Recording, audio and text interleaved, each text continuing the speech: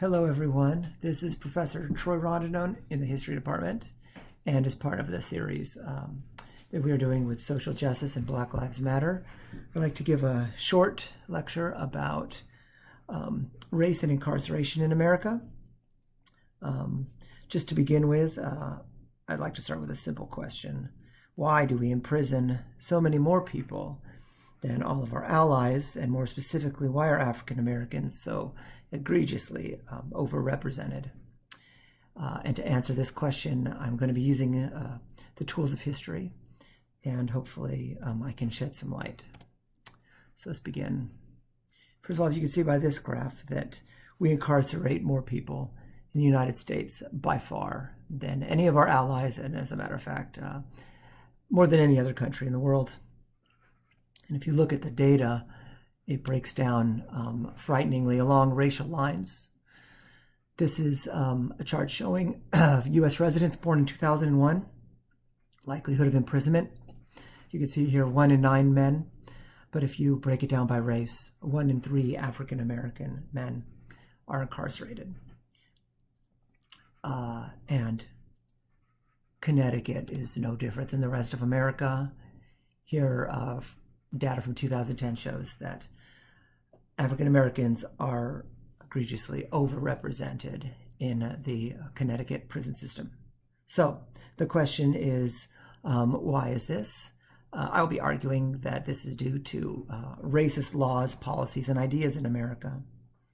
And then I will focus in more closely on a single episode, 1971's Attica prison uprising, to show how we can use history to understand this discrepancy. Actually, before I go to that, I guess I should define what a racist policy is. I'm going to use Ibram Kendi's argument. A racist policy is any measure that produces or sustains racial iniquity among racial groups. And as is very clear by this data, our justice system is racially biased. Okay, so I'm going to begin with kind of a discussion of historical legacies and before I get into the 1971 Attica Uprising. The modern incarceration discrepancy system begins with the 13th Amendment of the Constitution, which was designed to end slavery in America after the Civil War. Here's the text. Neither slavery nor involuntary servitude, except as punishment for a crime whereof the parties shall have been duly convicted, shall exist within the United States or any place subject to their jurisdiction.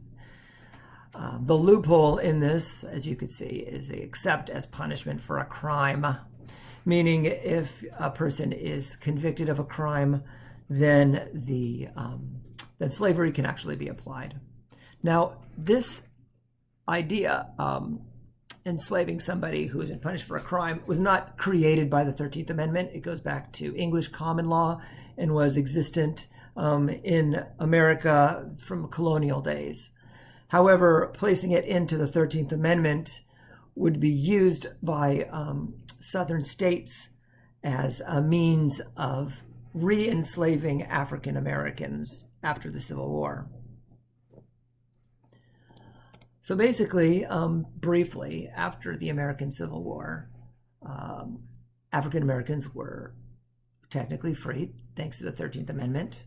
However, the Southern economy was completely decimated, and the Southern society was in ruins.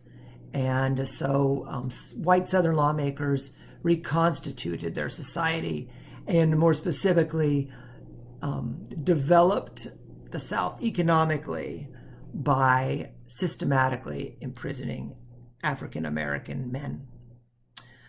This was compounded by what are known as the Black Codes. These are Southern laws that place curfews, required African Americans to carry passes, imposed vagrancy laws, meaning if you are African American and cannot demonstrate employment, that you can be force hired to local white planters. This also involves disenfranchisement, prevention from being on juries, prevention from testifying in court against whites, the banning of interracial marriage, and special taxes placed on African Americans who are not working in farm work or domestic occupations. In other words, an entire legal framework was created specifically designed to enforce racial hierarchy in the South. And in the South is where well over 90% of African Americans lived after the Civil War. And a key aspect of this was the convict lease system. And this is a system by which African Americans arrested for any number of things, including not listed, meaning the courts didn't even write down the reason for the arrest. African Americans could be leased out to local businesses. This means working on railroads, working in mines, iron factories, cotton factories, logging, turpentine production. In other words, all the elements that would modernize and industrialize the South. This was carried out via forced labor using convicts, specifically African American convicts. Now I'm going to fast forward a little bit. So what happened was the convict lease system existed roughly until the 1920s, and it was replaced by chain gangs and things like that. But by this point, African Americans were already wildly overrepresented in prisons thanks to these laws. And social scientists, however, looked at the prison landscape and determined that the reason that African Americans were being imprisoned was not due to laws, but rather due to something inherent in the race. So this is an example of how racist laws can beget racist social science, which will then be used to enforce more racist laws.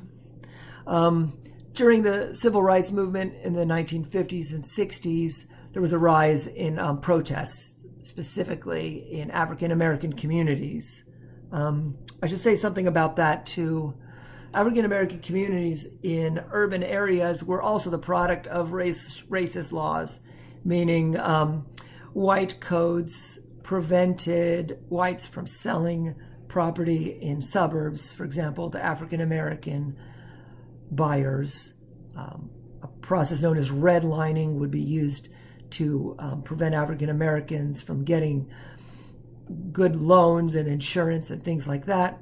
School systems based on property taxes meant that impoverished, segregated African American neighborhoods had less educational opportunities and funding. And so all of these forces compounded. And in the civil rights movement, there was a huge wave of protest.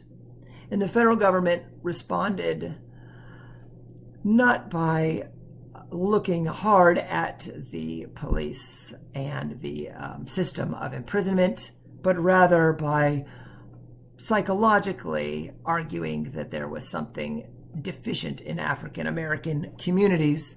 And furthermore, they thought that the answer was more imprisonment and more surveillance and more control.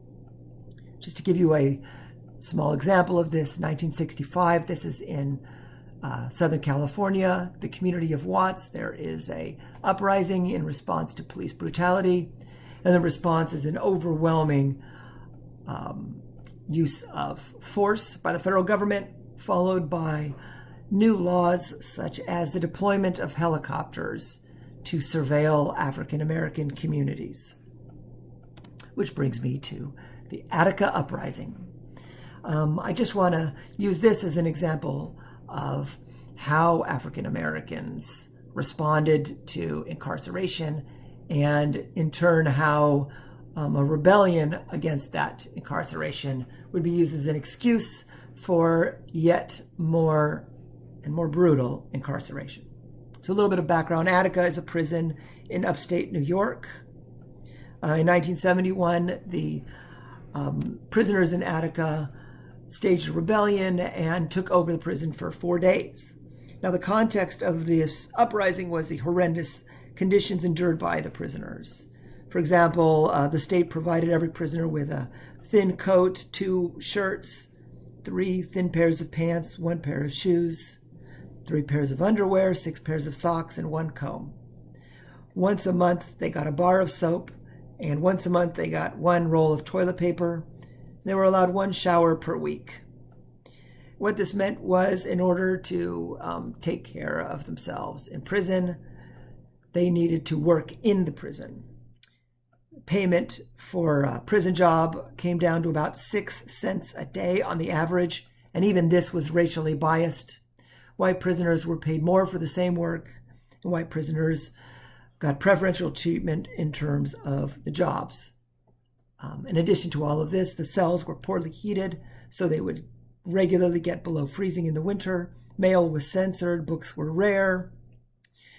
Solitary confinement was the rule for anybody who talked back or disagreed with this. Medical treatment was very poor. There were no dentists. And it was so bad that prisoners were asked to volunteer to be test subjects for medical tests from nearby hospitals. And they volunteered for these things because they wanted supplies, such as toilet paper and soap. So in 1971, September 1971, a group of prisoners rebelled against the guards. The background was the guards' abuse of prisoners, and a group of prisoners found themselves trapped in a tunnel one day, being sent back to their cells, and this sparked a rebellion. Very quickly, about 1,300 prisoners had control over one of the yards, D yards. These prisoners, the racial breakdown was about 2/3 were African American, 1/4 white, and the rest Latinx. The prisoners quickly formed themselves into a political organization in the yard, led by members of the Black Panther Party, Weather Underground, and Young Lords. Prisoners set up medical stations, security services, food distribution. They created tents for shelter. They translated their documents into Spanish, and they actually elected representatives to vote on key decisions. TV cameras were invited in, and the prisoners got a hearing. As one of the leaders said, a prisoner named L.D. Barkley, who would later be killed in the raid, quote, "We are men, we are not beasts, and we do not intend to be beaten or driven as such. The entire prison populace, that means each and every one of us here, has set forth to change forever the ruthless brutalization and disregard for the lives of the prisoners here and throughout the United States. What has happened here is but the sound before the fury of those who are oppressed." And the prisoners made a list of demands. This included a minimum wage for prison work, allowing prisoners to be politically active, religious freedom, the end of censorship of newspapers and books, better rehabilitation programs, educating correctional officers, a better diet, modernization of inmate education, better health care. And among these are some of the demands. Another demand was relocation to a non-imperialist country. However, this demand they did not expect to be met. Anyway, the FBI investigated and saw this uprising as being led by radicals and communists. And the state quickly organized itself to decide how to take over the prison. The reason why the state didn't rush in immediately was because the prisoners had taken hostages of the correctional officers. And so the state found itself in a position where TV crews were there, and they did not want to appear to be too violent. However, there was a tremendous political pressure for the state to do something. Here we have prisoners negotiating with the New York Commissioner of Corrections in the bottom left. That's Commissioner Russell G. Oswald. And so the state police were invited by the governor to retake the prison. Interestingly, the National Guard was not asked to retake the prison. And this is probably because in 1970, the National Guard had fired into anti-war protesters at several universities and killed students. And so Their reputation wasn't good at the time, so they decided that the New York State Police would do it. The plan was to shut off the electricity, drop in tear gas from helicopters, and then men with guns and tear gas projectiles would take over. However, it was very poorly planned. There was no plan about when to open fire or when to stop, no procedure about what to do with surrendering prisoners. The guards had no radios. They wore heavy masks that made it nearly impossible to see through the tear gas. And there was no plan about a time schedule as to when they would go in and for how long. Guns were passed out to the troopers, but these guns were not recorded with serial numbers, so there was no way of knowing who had fired what gun. And in other words, there was no accountability. Also, the soldiers, the police officers, took off all identification before they went in, so it was unclear who was doing what. So immediately, helicopters started to drop the tear gas into the yard, broadcasting with a loudspeaker, quote, "Surrender peacefully, you will not be harmed." At the same time, the officers rushed into the yard and immediately opened fire upon everybody. 128 men are shot, 39 inmates, and 10 of the hostages are killed. Here's a photo of the aftermath. And here are the prisoners afterwards. They were forced to basically crawl through the mud. Now, in the aftermath, the state reported that the 10 hostages who were killed were all killed with knives by the inmates. However, it soon became clear that they had all been shot, in fact, by the state police, who were firing wildly into the yard.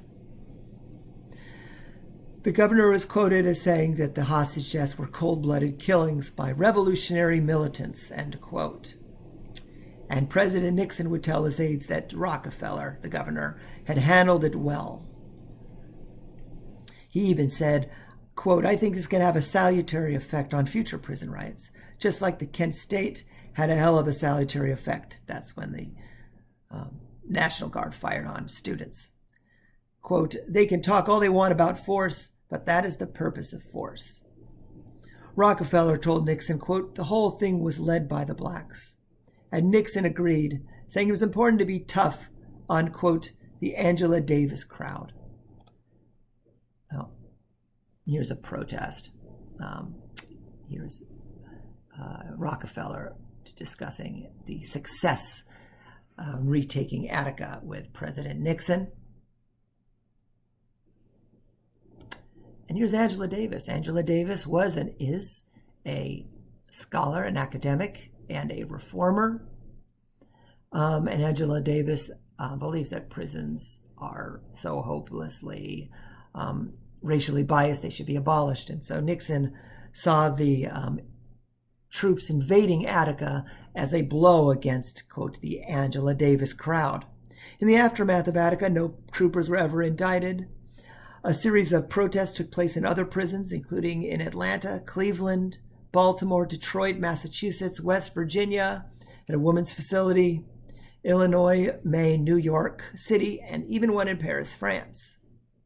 Eventually, prisoners who were severely injured did receive restitution, and this was in the year 2000. And remember, this event took place in 1971. And in 2001, guards or the families of guards who were killed also received some restitution. And indeed, in the aftermath of the Attica Uprising, there were many new reforms. Most of the prisoner demands actually received legislative attention. There was better food, new rehabilitation, better visiting privileges, less censorship, more showers, better medical care, etc., etc. But the ending is not a happy ending. In fact, the big takeaway for society was that we needed to be even tougher in our prisons. We see the rise of maximum security facilities, dramatic increase in spending on police forces, the increasing militarization of police forces. As a state senator said at the time, As a result of Attica, the public attitude is that we've got to get tougher. That means we've got to put more people in prison. We have not reached the point where as many people as should be in prison are there. So starting in about 1973, we see the rise of mandatory minimum sentences, such as 15 years for 4 ounces of narcotics in New York. A law is passed in Michigan for an automatic life sentence for about a pound of cocaine. This law and others would be repeated by other states. And here we see the rise dramatically of the rate and number of people incarcerated in prisons. And important to note, this is not a Republican or a Democrat program. This is bipartisan. That is, both major political parties find it politically expedient to, quote, get tough on crime. Of course, the biggest boom, as you can see in here, is in the 1980s. And this is thanks to Ronald Reagan's war on drugs, which is in fact essentially a war on African American communities, leading to a, as you can see, a dramatic boom in the prison population. But under Democratic administration in the 90s, we see a bipartisan crime control law, which gave another roughly $10 billion for new prisons. 1996, again under a Democratic administration, the Prison Litigation Reform Act makes it much harder for prisoners to legally protect themselves against the Eighth Amendment proviso of prevention of cruel and unusual punishments. I'll show you one more graph and then I'm done. This is state expenditures on corrections. And as you can see here, we spend more and more and more money into the billions on prisons and the prison system. So as Attica demonstrates, this is part of a chain, a long history of laws, policies, and ideas that are racist. And I say this, I say racist not as a word to lightly throw around, but rather as a description of a system that produces egregious, racially biased results.